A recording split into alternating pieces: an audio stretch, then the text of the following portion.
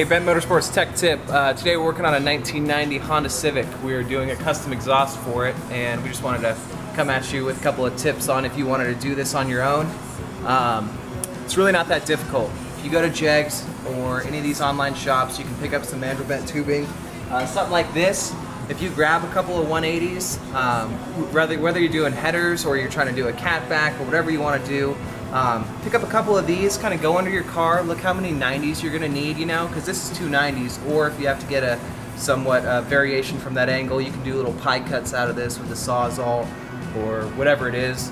Right now, what we're doing is we're just doing a turbo back. So this guy's got an external wastegate up here coming off the turbo. It's coming straight down into basically a 180.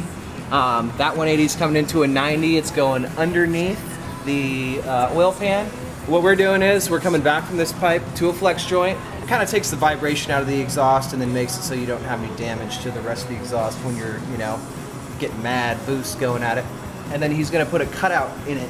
And this cutout, what that does is pretty much just, if you see some cars that have just a straight down pipe or a pipe coming out of the turbo, you have none of this resistance, nothing else back here.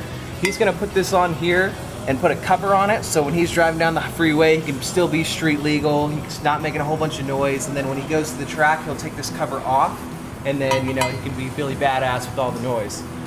So if you're trying to make it smog legal, you're gonna need to put a catalytic converter in here, something that is equivalent or works for your year and model. Most vehicles have an O2 sensor before and after the cat, so you're gonna have to weld a bung in.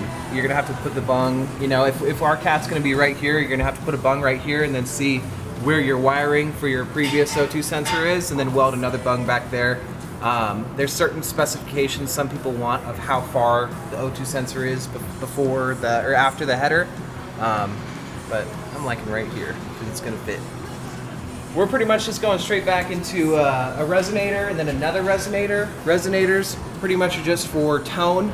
Sometimes they can get rid of drone inside the cab, or you can just change it, kind of give it the sound you want to. Resonator, coupler, and then it goes back into a muffler and out the back. All this stuff, if you look here, can be made with just variations of bends, you know? So if you go on and you buy a couple of different pieces from Jegs, go to your local muffler shop, you can throw this together. MIG weld, TIG weld, it really doesn't matter, man. Certain joints, they prefer to be TIG welded because your surface, there's no gasket in between them, right? So you're just, you're putting a C-clamp around the outside and then torquing those together. Those should be TIG welded so you can control your heat output and you don't warp them. But on these, you have a gasket in between it, so it really doesn't matter.